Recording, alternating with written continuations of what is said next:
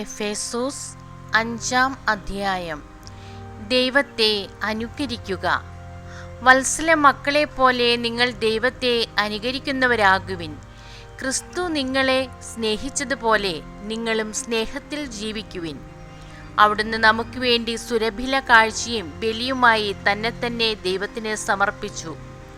നിങ്ങളുടെ ഇടയിൽ വ്യഭിചാരത്തിൻ്റെയും യാതൊരുവിധ അശുദ്ധിയുടെയും അത്യാഗ്രഹത്തിൻ്റെയും പേര് പോലും കേൾക്കരുത്. അങ്ങനെ വിശുദ്ധർക്ക് യോഗ്യമായ രീതിയിൽ വർത്തിക്കുവിൻ. മ്ലേച്ഛതയും വ്യർത്ഥ ഭാഷണവും ചാബല്യവും നമുക്ക് യോജിച്ചതല്ല. പകരം കൃതജ്ഞതാ സ്തോത്രമാണ് ഉചിതം.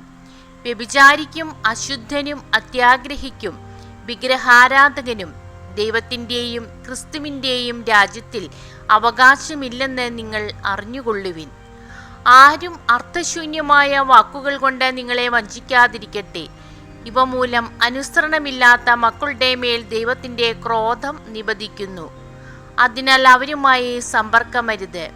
ഒരിക്കൽ നിങ്ങൾ അന്ധകാരമായിരുന്നു, ഇന്നു നിങ്ങൾ കർത്താവിൽ പ്രകാശമായിരിക്കുന്നു.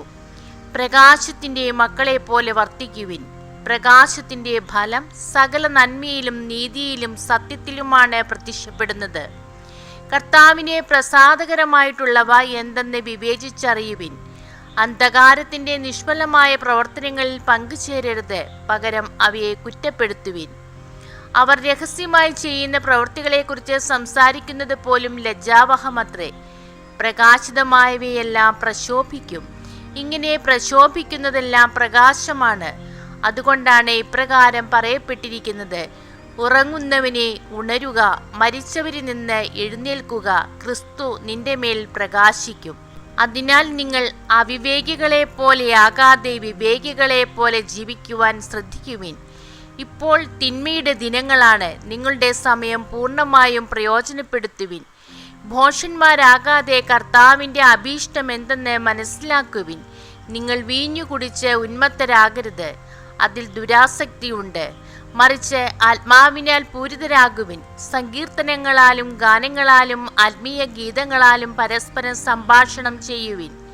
ഗാനാലാപങ്ങളാൽ പൂർണ്ണ ഹൃദയത്തോടെ കർത്താവിനെ പ്രകീർത്തിക്കുവിൻ. എപ്പോഴും എല്ലാറ്റിനും വേണ്ടി നമ്മുടെ കർത്താവായ യേശുക്രിസ്തുവിൻ്റെ നാമത്തിൽ പിതാവായ ദൈവത്തിന് കൃതജ്ഞത അർപ്പിക്കുവിൻ.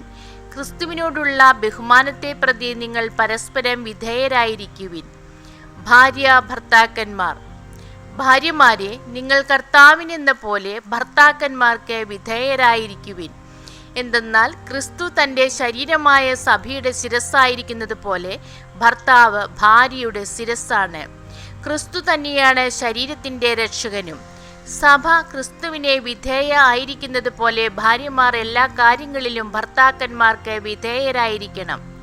ഭർത്താക്കന്മാരെ, ക്രിസ്തു സഭയെ സ്നേഹിക്കുകയും അവളെ വിശുദ്ധീകരിക്കാൻ വേണ്ടി തന്നെ സമർപ്പിക്കുകയും ചെയ്തതുപോലെ നിങ്ങൾ ഭാര്യമാരെ സ്നേഹിക്കണം.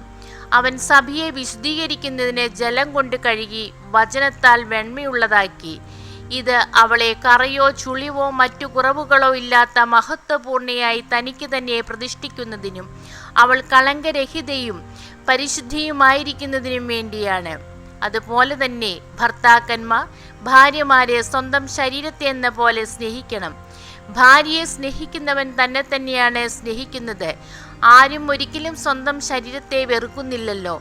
ക്രിസ്തു സഭയെ എന്ന പോലെ അവൻ അതിനെ പരിപോഷിപ്പിക്കുകയും പരിപാലിക്കുകയും ചെയ്യുന്നു.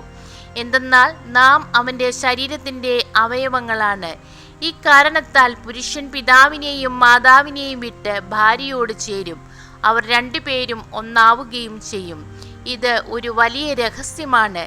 സഭയോടും ക്രിസ്തുവിനോടും ബന്ധപ്പെടുത്തിയാണ് ഞാനിത് പറയുന്നത്. ചുരുക്കത്തിൽ, നിങ്ങളിൽ ഓരോ വ്യക്തിയും തന്നെ തന്നെ ഭാര്യയെ സ്നേഹിക്കണം. ഭാര്യയാകട്ടെ ഭർത്താവിനെ ബഹുമാനിക്കുകയും വേണം. ദൈവമേ, സ്തുതി അങ്ങേക്ക് യോഗ്യമാകുന്നു.